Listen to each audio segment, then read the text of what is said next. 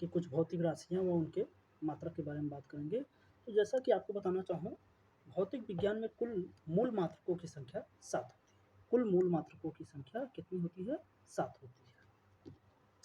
अगर हम बात करें नापतोल का अंतर्राष्ट्रीय कार्यालय, नापतोल का अंतर्राष्ट्रीय कार्यालय कहाँ स्थित है? Sewerage, France. कहाँ स्थित है? फ्रांस में। लंबी दूरी मापने में समानता प्रयोग किया जाता है प्रकाश वर्ष। प्रकाश वर्ष का प्रयोग किया जाता है लंबी दूरी मापने में। दूरी मापने की सबसे बड़ी इकाई क्या है? पारसेक। तेल सामान्यतः मापा जाता है बैरल में। बैरल में, और आपको बताना चाहूँ, एक बैरल बराबर 159 लीटर, 159 लीटर होता है। 159 लीटर होता है। ठीक है, चलिए आगे बात करते हैं।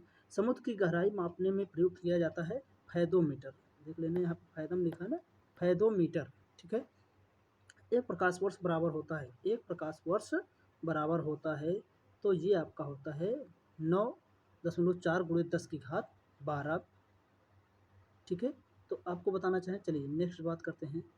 नेक्स्ट क्वेश्चन पे बात करें तो अब है हमारे पास एक पारसेक, यानी एक पारसेक बराबर होता है 3.26 प्रकाश वर्ष। एक पारसेक बराबर 3.26 प्रकाश वर्ष।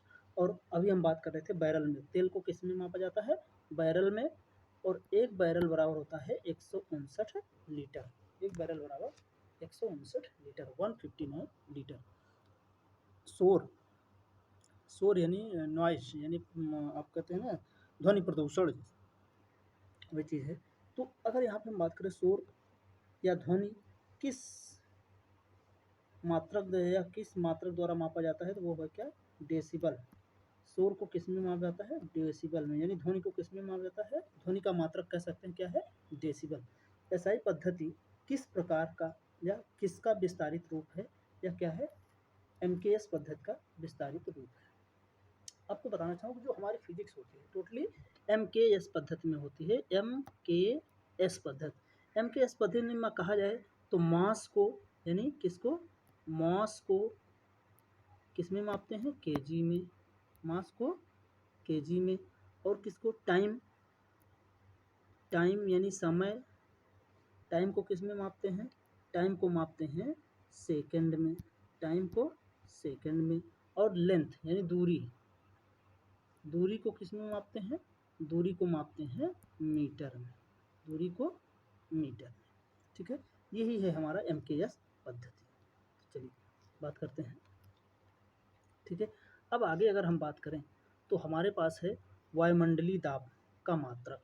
वायुमंडलीय दाब का मात्रक होता है, वायुमंडलीय दाब का मात्रक होता है।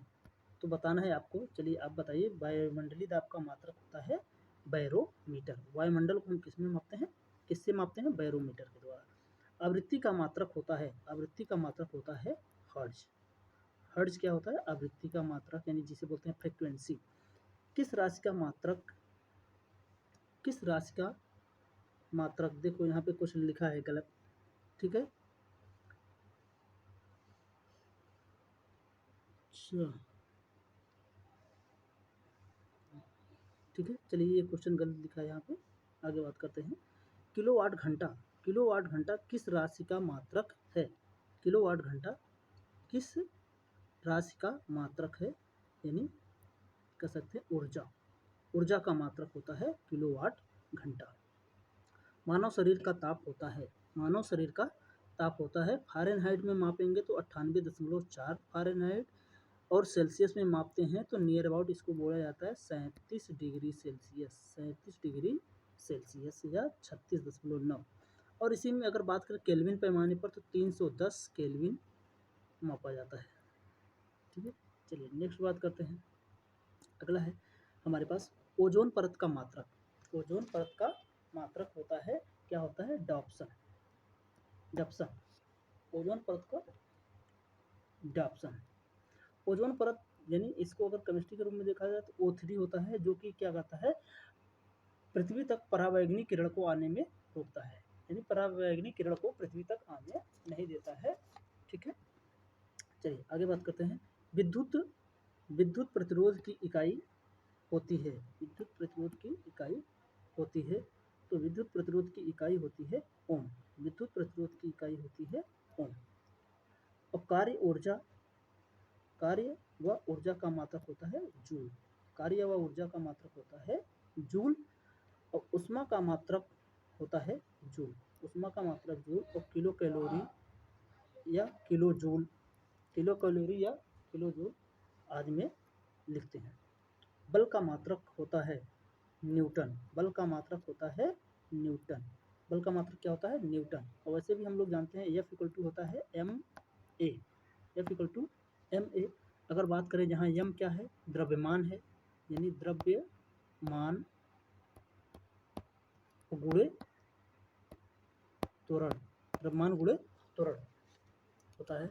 तो अब अगर हम इसमें बात करें तो द्रव्यमान गुणे त्वरण का जो मात्रक आता है वो आता है आपका kg मीटर प्रति सेकंड स्क्वायर, यानी जो होता है kg मीटर प्रति सेकंड स्क्वायर, kg मीटर पर सेकंड स्क्वायर, इसी को बोला जाता है न्यूटन। इसी को क्या बोला जाता है? न्यूटन।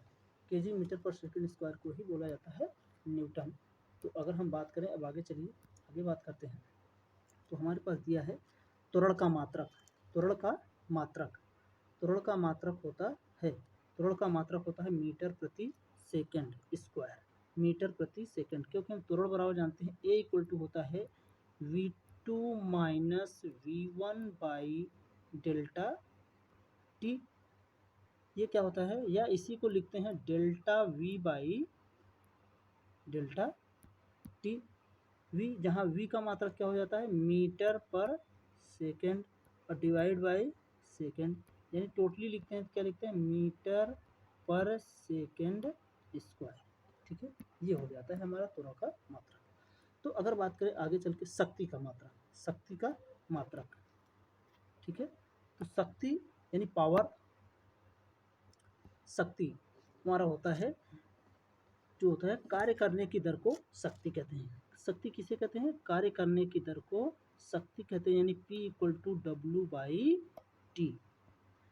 कार्य करने की दर को शक्ति कहते हैं, या कार्य करने, यदि एकांक समय में किया गया कार्य क्या होगा? शक्ति के बराबर होगा। तो इसका जो होता है मात्रक जूल प्रति सेकंड, यानी इसका हो जाएगा जूल पर सेकंड। इसी जूल या पर सेकंड को, जूल पर सेकंड को ही क्या बोला जाता है? वाट। जूल पर सेकंड को ही बोलते हैं वाट। और अगर बात करना चाहें तो एक वाह आपका हो जाता है, अगर हम बात करें एक अश्व शक्ति, एक अश्व शक्ति की बात करें, नेक्स्ट क्वेश्चन है, एक अश्व शक्ति बराबर होता है 746 वाट। एक अश्व शक्ति बराबर 746 वाट।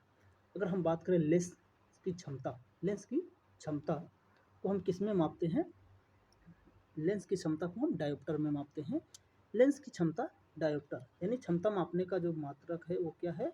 डायोप्टर। ठीक है। धारा का मात्रक होता है, धारा का मात्रक होता है एम्पियर। धारा का मात्रक होता है एम्पियर। अब देखें अगर एम्पियर आया कहाँ से, तो हम कह सकते हैं एम्पियर आई इक्वल टू होता है, आई इक्वल टू होता है, I equal to Q by T. I equal to Q by T. अगर कहा जाए कि एकांक समय में किसी चालक में प्रवाहित आवेश विद्युत धारा, यानी उस चालक में प्रवाहित धारा के बराबर होता है। क्यू बाई टी को ही कहा जाता है एम्पियर। क्यू बाई टी को ही बोला जाता है, यानी कूलाम प्रति सेकंड। अगर इसको हम कहा जाए तो हम कह सकते हैं कूलाम पर सेकंड। अगर हम इसको लिखें तो क्या लिखेंगे? कूलाम, कूलाम प्रति सेकंड। इसे कूलाम पर सेकंड को ही क्या बोला जाता है? आपका एम्पियर बोला जाता है। एम्पियर, कूलाम पर सेकंड को ही एम्पियर बोला जाता है। तो धारा का मात्रक क्या होता है? एम्पियर। चलिए आगे बात करते हैं। अगला क्वेश्चन है, अगला क्वेश्चन है हमारे पास, विद्युत ऊर्जा का मात्रक किलोवाट घंटा। विद्युत ऊर्जा का मात्रक क्या होता है? किलोवाट घंटा। विद्युत ऊर्जा का मात्रक किलोवाट घंटा। विद्युत प्रतिरोध का मात्रक होता है, विद्युत प्रतिरोध यानी रेजिस्टेंस आर, विद्युत प्रतिरोध का मात्रक ओम होता है। ओम। विद्युत प्रतिरोध का मात्रक ओम होता है। और प्रतिरोध की खोज किसने किया था? ओम नामक वैज्ञानिक ने किया था, इसलिए उन्हीं के नाम पे इसका मात्रक रख दिया गया है। ठीक है। विद्युत आवेश का मात्रक, विद्युत आवेश का मात्रक क्या होता है? कूलाम। विद्युत आवेश यानी कूलाम। तो विद्युत आवेश यानी बात करें तो क्यू, क्यू इक्वल टू होता है आई इंटू टी, आई इंटू टी, या क्यू इक्वल टू होता है एन एन ई। ठीक है। तो अगर कहा जाए तो एकांक समय में प्रवाहित धारा, किसी चालक में प्रवाहित धारा क्या होती है? उसके आवेश के बराबर होता है, यानी आवेश का मात्रक होता है कूलाम। आवेश का मात्रक होता है कूलाम। चलिए नेक्स्ट क्वेश्चन पे बात करते हैं। तो हमारे पास है नेक्स्ट क्वेश्चन क्या है? नेक्स्ट क्वेश्चन है हमारे पास विद्युत विभव का मात्रक। विद्युत विभव का मात्रक होता है वोल्ट। वोल्ट होता है विद्युत विभव का मात्रक, वोल्ट होता है। अब अगर बात करें तो V इक्वल टू होता है V equal to I R, I R. I का मात्रक क्या हो जाएगा? Ampere, ampere ohm, ampere ohm. ठीक है। इसी एम्पियर और ओम को ही बोला जाता है क्या? वोल्ट। एम्पियर और एम्पियर और मीटर को ही बोला जाता है वोल्ट। ठीक है। चलिए नेक्स्ट बात करते हैं। हमारे पास कह रहे हैं विद्युत धारिता का मात्रक। विद्युत धारिता का मात्रक क्या होता है? Farad, farad. विद्युत धारिता सी, विद्युत धारिता को किससे प्रदर्शित करते हैं? सी से प्रदर्शित करते हैं, जहाँ सी क्या है? विद्युत धारिता कह लीजिए, या संधारित्र, या कंडेंसर बोलते हैं, या कैपेसिटर बोलते हैं। ठीक है, कुछ भी कह सकते हैं। तो इसमें आपका हो जाएगा सी, यानी आपका ये आपका फैराड होता है। संधारित्र या धारिता की मात्रा, विद्युत धारिता का मात्रक होता है फैराड। भूकंप की तीव्रता मापी जाती है, भूकंप की तीव्रता मापी जाती है रिएक्टर पैमाने पर। भूकंप तीव्रता मापी जाती है रिएक्टर पैमाने पर। ठीक है। चलिए आगे बात करते हैं। अब आपसे पूछा जा रहा है सवाल कि 1 न्यूटन बराबर होता है, 1 न्यूटन बराबर कितने अर्घ के? कितने अर्घ? तो आपको यहाँ पे बताना है कितने अर्घ। तो 1 न्यूटन बराबर 10 की घात 5 अर्घ। ठीक है। अब 1 जूल या 1 न्यूटन बराबर यहाँ पर अर्घ नहीं होगा। ठीक है, ध्यान दीजिए, ये न्यूटन का पूछ रहे हैं, तो न्यूटन का है तो 10 की घात 5 डाइन होता है, डाइन या डायन बोलते हैं। ठीक है। 1 न्यूटन बराबर 10 की घात 5 डाइन के बराबर होता है। ये 1 जूल में कितने अंक होते हैं या कितने अर्घ होते हैं? यहाँ पे होगा, जूल वाले में होगा कितने अर्घ होता है। तो यहाँ पे हो जाएगा 10 की घात 7 अर्घ, 10 की घात 7 अर्घ। ठीक है, ध्यान देना, ये 10 की घात 7 अर्घ है। ठीक है, कितना होता है? 10 की घात 7 अर्घ, 10 की घात 7 अर्घ। 1 जूल बराबर 10 की घात 7 यानी 10 घात 7 अर्घ होता है। ठीक है। अब बात करते हैं 1 एंगस्ट्रॉम। 1 एंगस्ट्रॉम बराबर 10 की घात माइनस 10 मीटर होता है। ठीक है, 10 घात माइनस 10 मीटर होता है। चलिए नेक्स्ट क्वेश्चन पे बात करते हैं। तो अगला क्वेश्चन है हमारे पास 1 माइक्रोन, 1 माइक्रोन। तो 1 माइक्रोन बराबर 10 की घात माइनस 6, 1 माइक्रोन बराबर 10 की घात माइनस 6 मीटर होता है। ठीक है। अब बात करते हैं 1 फर्मी। 1 फर्मी बराबर 10 की घात माइनस 15 मीटर, 10 घात माइनस 15 मीटर। ठीक है। 1 नैनोमीटर, 1 नैनोमीटर बराबर 10 की घात माइनस का 9, 10 घात माइनस 9 मीटर होता है। ठीक है। 1 पिकोमीटर, 1 पिकोमीटर यानी 10 की घात माइनस का 12 मीटर होता है। ठीक है। 1 मेगा बराबर, 1 मेगा बराबर होता है 10 की घात 6 मीटर, 1 मेगा बराबर 10 घात 6 मीटर। और 1 एमबी, 1 एमबी बराबर 1024, 1024 केबी, 1024 केबी होता है। ठीक है। और 1 जीबी बराबर, 1 जीबी बराबर होता है 1024 एमबी, 1024 एमबी। ठीक है। और एक टीबी बराबर की बात करें कितने जीबी, तो 1024 जीबी बराबर एक टीबी होता है। ठीक है। अब बात करते हैं, आप लोगों को अगर वीडियो अच्छा लगे तो आप लोग लाइक करें और शेयर करें और चैनल को सब्सक्राइब करें और ज़्यादा से ज़्यादा अपने दोस्तों में शेयर करें।